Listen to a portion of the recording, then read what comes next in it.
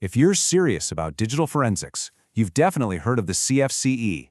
It's the credential that tells everyone you're not just familiar with the tools, you are absolutely courtroom ready. So let's break down what it really takes to earn this career-defining certification. I mean, it all boils down to this one question, right? It's one thing to know the theory, but how do you actually prove it? How do you show without a shadow of a doubt that your analysis can stand up under pressure and that you can handle a case from start to finish? Well, for thousands of pros in the field, the answer is the CFCE. This is not just another multiple-choice test you can cram for. It's designed by the International Association of Computer Investigative Specialists, IACIS for short, to be a real, hands-on validation of your skills. And it's completely vendor-neutral, which is a huge deal. So what makes it so well-respected? It really comes down to the structure. The CFCE is designed from the ground up to send a powerful signal of credibility, and that all stems from its unique two-phase process and some really strict integrity controls. And this right here is the crucial point for your career. When a potential employer or a lab manager sees CFCE on your resume, they know you've been through a process that actually mimics a full case. It's proof that you have the discipline and the methodology to see an investigation all the way through. Okay, so your journey starts with a choice. There are two very different ways into the program, and it really depends on your experience and how you like to learn. Let's figure out which one is the right fit for you. On one side, you have the BCFE path. This is perfect if you want that structured, deep dive experience. You take an intensive 2-week course, and that flows right into your CFCE attempt. On the other side, if you're already a seasoned pro with plenty of documented training under your belt, the external path lets you jump straight to the assessment. And of course, let's talk about the investment. The BCFE path is a bigger upfront cost, but remember, it bundles 76 hours of intense training right in with your exam attempt. The European version even throws in a laptop. Now, the external path is much less expensive, but that's because it assumes you've already made that investment in your own training.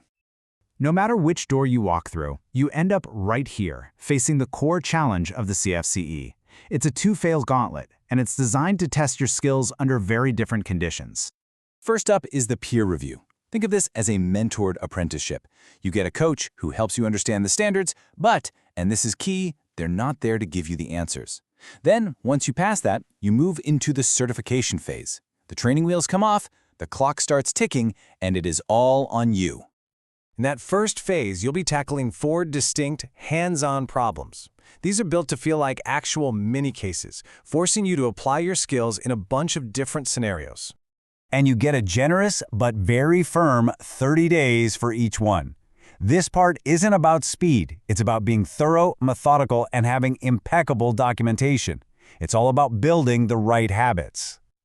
But once you clear the peer review stage, the whole pace changes. A 44-day clock starts, and within that window, you have to complete both the final practical exam and the written knowledge test. This is where time management becomes absolutely critical. And the bar is high. You need to score at least 80% on the practical and 80% on the written exam. You can't average them out. You have to prove you're proficient in both the hands-on analysis and the theoretical knowledge. No weak spots allowed. So what are they actually testing you on? These 7 core competencies. And what's so great about this is that it perfectly mirrors the entire forensic lifecycle. It's not just about finding artifacts in Windows. It's about everything from pre-exam legal stuff to data recovery and, crucially, writing a clear, professional, court-ready report. Okay, this level of rigor is a serious commitment, no doubt about it. So, let's talk about the return on that investment. What is the real-world payoff for going through this challenge? This quote from a practitioner just nails it. Especially in law enforcement and government jobs, the CFCE is trusted. They know you couldn't just cram for it, and they know for a fact you had to do the work yourself. That kind of credibility is just invaluable. Earning the CFCE really does open doors to these kinds of roles. It's a key credential whether you want to be a hands-on examiner, an investigator, lead a lab, or even serve as an expert witness in court. It shows you have the validated skills to do the job right. All right, we've covered the what and the why. Now, let's turn all this information into an actual plan. How do you go from watching this to actually getting started on the path? Here's a realistic timeline that makes the whole thing feel manageable. The first step, this week, is just making that key decision, BCFE or external. From there, it's about preparation.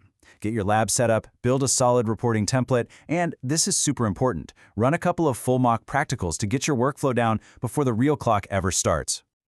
And this is pretty timely. If you're thinking about the external path, the registration window for the March cycle usually opens up at the beginning of December. So if you're watching this now, it's the perfect time to check out the ISFCE site and start getting your application materials ready. So here's the bottom line. The CFCE isn't a certification you just study for. It's one you have to execute. You've seen the roadmap, you understand the challenge, and you know the career value. The only question left is, are you ready to prove it?